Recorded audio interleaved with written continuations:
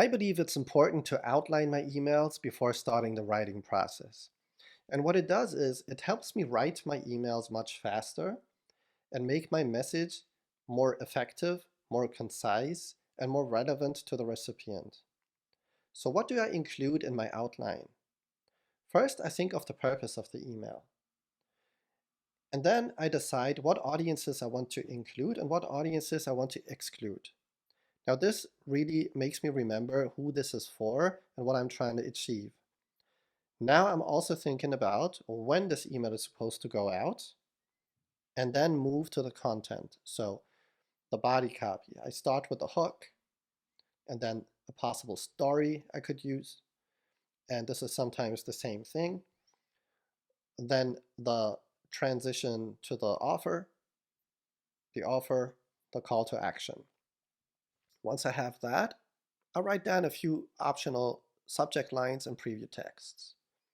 And that's basically the outline for the email. I may also add any assets that need to be created for that email, or if there's a specific URL link that I want to redirect people to, I add that into that document as well. And I will provide you with a document like that so you can do that too. It's finally time to start the actual writing process. And I like to do this in two ways. Either I have already an offer in mind that I want to promote, so that is set and I have to figure out everything that comes before that.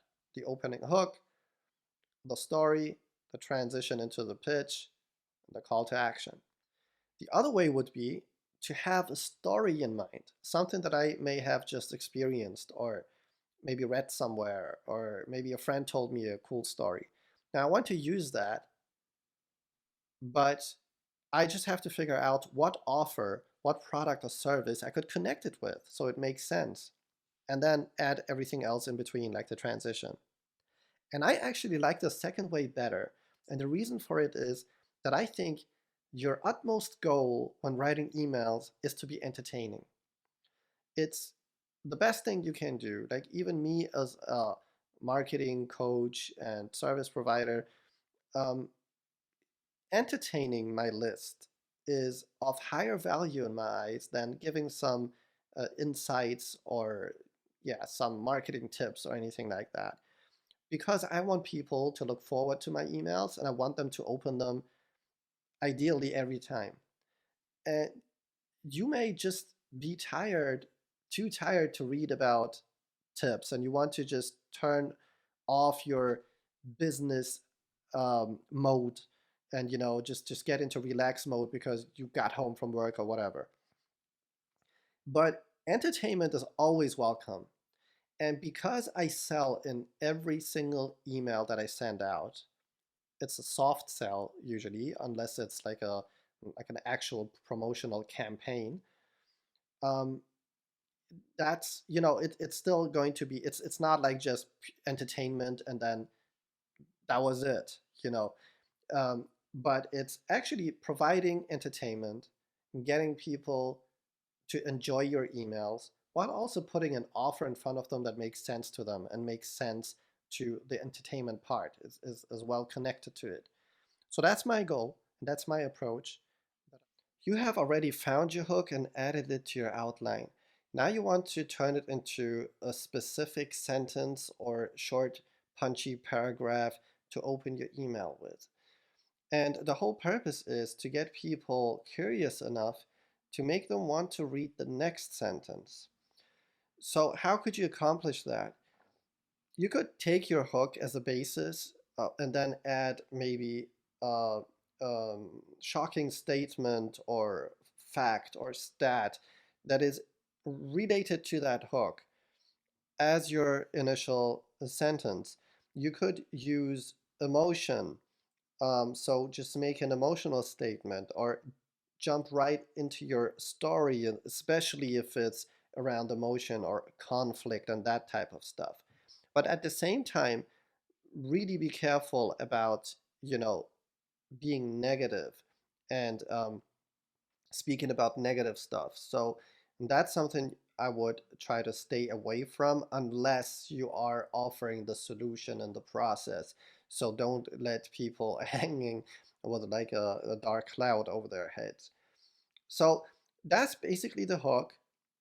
And then you head over to the story.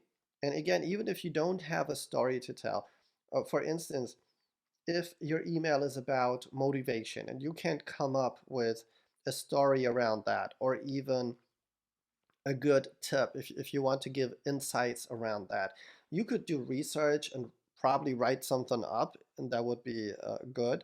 But what I also like to do is to just go to the source, by which I mean somebody who is really good at speaking about that topic, and just share that person's insights while obviously giving credit to the person. Sometimes I just redirect to their video if I'm not going to make an offer in the same email.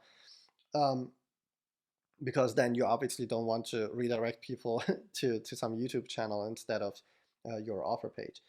But that's how I utilize other people's knowledge and other people's passion, and instead of, fluff, but we'll speak about that topic as well later on.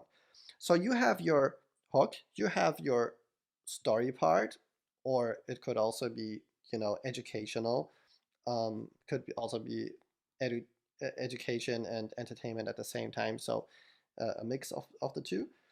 And now the question is, how do you transition to the pitch without turning this into an awkward situation which just feels weird? How do you go from story to offer without making it feel weird or awkward? You need a smooth transition.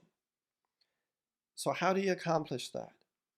You have your story on one side and you have your offer on the other side, and in between there is a gap.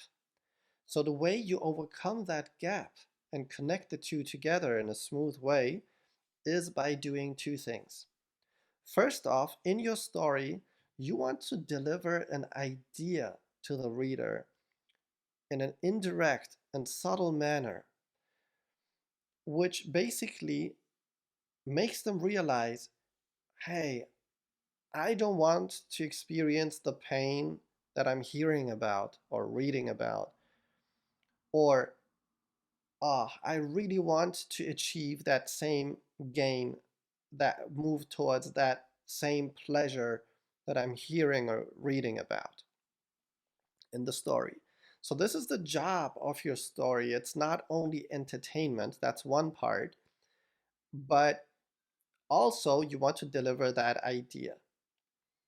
Once you have established that, the question remains, okay, all right, I want to avoid that pain, I want to move towards that pleasure, but what makes you qualified to be my guide? What makes you qualified to offer a solution? That's where you need to pivot into a, you may say, second story, in which you show that you have faced the same challenges that they have, and you have experienced the same pain that they have, and you have succeeded because of maybe a method that you have developed, or because you have gained some knowledge that they don't know of, or you have stumbled across a product that really helped you, or maybe you have created a product that helps you. And now your solution is that exact thing that you're extending to them to help them overcome the same challenges.